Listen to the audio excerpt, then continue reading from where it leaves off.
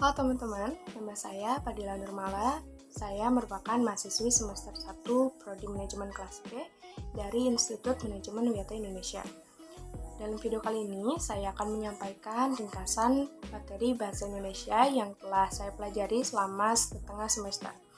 Video ini juga saya buat dengan tujuan untuk memenuhi pengumpulan tugas ujian tengah semester ganjil yang telah diberikan sebelumnya oleh dosen pengampu mata kuliah Bahasa Indonesia, yaitu Ibu Darmina Pratiwi Barus MPD. Langsung saja memasuki pembahasan materi. Materi yang pertama yang akan saya bahas yaitu bab 1 mengenai hakikat bahasa Indonesia, dilanjutkan bab 2 tentang ejaan yang disempurnakan, lalu bab 3 mengenai kata, istilah, dan diksi, lalu yang terakhir bab 4.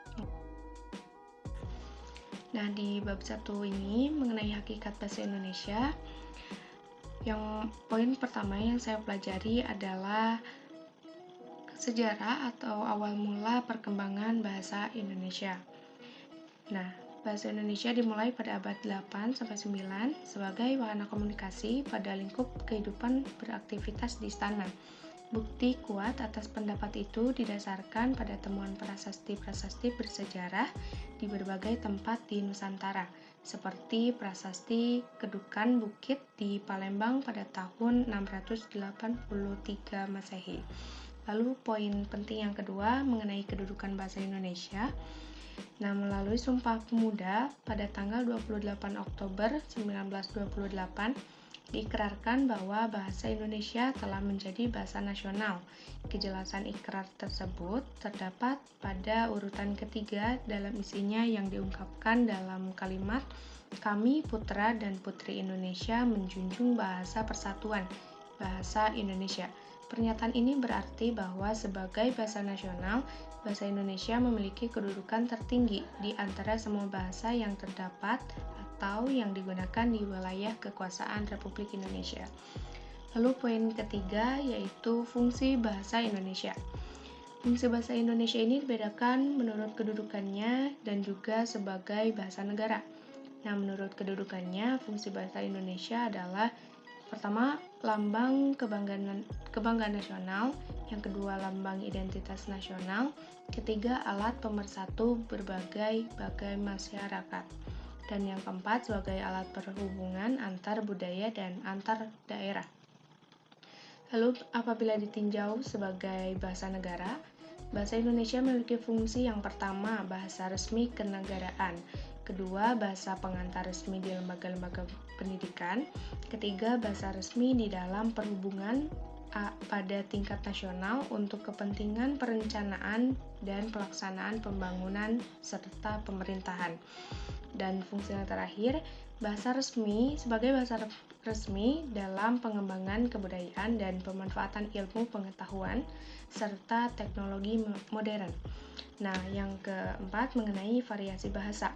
Dalam bahasa Indonesia juga terdapat variasi bahasa, diantaranya bahasa lisan, lisan dan tulisan, resmi dan tidak resmi, variasi bahasa dialektal, bahasa kaum terpelajar, bahasa bidang khusus, baku dan tidak baku, dan lain-lain. Poin yang kelima mengenai bahasa Indonesia yang baik dan benar. Kriteria apa yang dapat dipedomani untuk menentukan baik dan benar tidaknya bahasa Indonesia yang digunakan? Ketepatan memilih variasi bahasa yang sesuai dengan konteks komunikasi dapat menjadi kriteria penentu baik tidaknya bahasa yang digunakan. Pada bab 2 terdapat 5 poin penting juga. Yang pertama, mengenai ejaan yang pernah diberlakukan di Indonesia. Terdapat 4 ejaan. Yang pertama, ejaan Van Ophuijsen. Yang kedua, ejaan Suwandi. Ketiga, ejaan Melindo. Dan yang terakhir, ejaan bahasa Indonesia yang disempurnakan. Dan ini diresmikan pada tanggal 16 Agustus 1972. Lalu yang kedua, pemakaian huruf. Pemakaian huruf meliputi penggunaan huruf abjad, vokal, konsonan, diftong, gabungan huruf konsonan, huruf kapital, huruf miring, dan huruf tebal. Lalu yang ketiga, mengenai penulisan kata. Terdapat 8 penulisan kata yang terdiri dari kata dasar, kata turunan, bentuk ulang, gabungan kata, suku kata, kata depan, di, ke, dan dari, partikel lah, kah, dan tah, lalu yang terakhir singkatan dan akronim. Dan poin yang keempat mengenai pemakaian tanda baca penyingkat atau apostrof, yaitu tanda penyingkat menunjukkan penghilang bagian kata atau bagian angka tahun. Poin yang terakhir mengenai penulisan unsur serapan. Unsur serapan dalam bahasa Indonesia dapat dibagi menjadi 2 kelompok besar. Pertama, unsur asing yang belum sepenuhnya terserap ke dalam bahasa Indonesia, seperti res, sapo.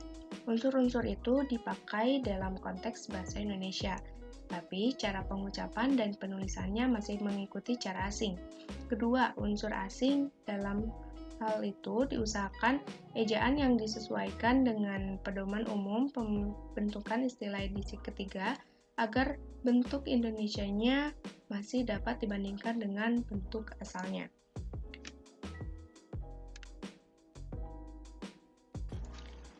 Dilanjutkan pada bab 3, yaitu mengenai kata, istilah, dan diksi. Yang pertama, pengertian kata. Secara umum, menurut sudut pandang fonologi, kata dapat dirumuskan sebagai bentuk lingual yang memiliki urutan fonem yang tetap. Urutan tetap di sini dimaknai tidak berubah.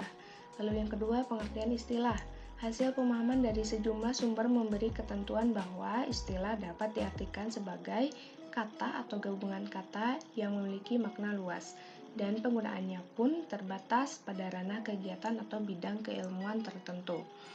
Yang selanjutnya, pengertian diksi. Diksi atau pilihan kata adalah kemampuan memilih suatu kata yang tepat di antara sejumlah kata bersinonim untuk digunakan dalam konteks tertentu. Yang keempat, sumber kata dan istilah.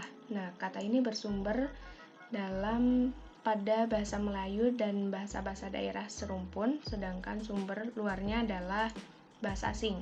Terdapat 3 sumber pengambilan istilah. Pertama, bahasa Indonesia dengan urutan prioritas adalah bahasa Indonesia atau Melayu, kedua bahasa daerah serumpun, dan ketiga bahasa asing. Lalu yang selanjutnya mengenai relasi makna. Yang dimaksud dengan relasi makna dalam hubungan ini adalah sifat pertalian makna yang terdapat pada sejumlah kata, yang terdiri dari kesinoniman, kehomoniman, kepolisemian, kehiponiman, keantoniman, makna konotatif dan denotatif, ungkapan idiomatik, kata konkret, dan abstrak.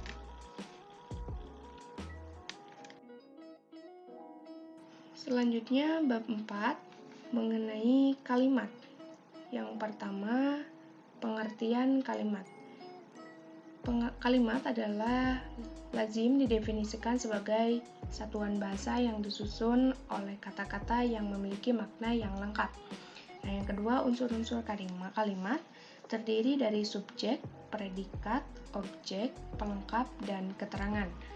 Lalu yang ketiga, mengenai jenis kalimat. Kalimat tunggal dan majemuk. Kalimat tunggal, kalimat majemuk kompleks, kalimat lengkap dan kalimat tidak lengkap, kalimat inversi, dan kalimat permutasi. Lalu yang keempat mengenai pengertian kalimat efektif. Kalimat efektif adalah kalimat yang secara tepat mewakili gagasan atau pikiran penulis. Dan yang terakhir, mengenai syarat kalimat efektif. Yang pertama, haruslah kalimat efektif bermakna gramatikal. Dan kedua, harus lugas. 3, harus memperhatikan aspek penekanan atau pemfokusannya. Lalu yang terakhir, harus sejajar.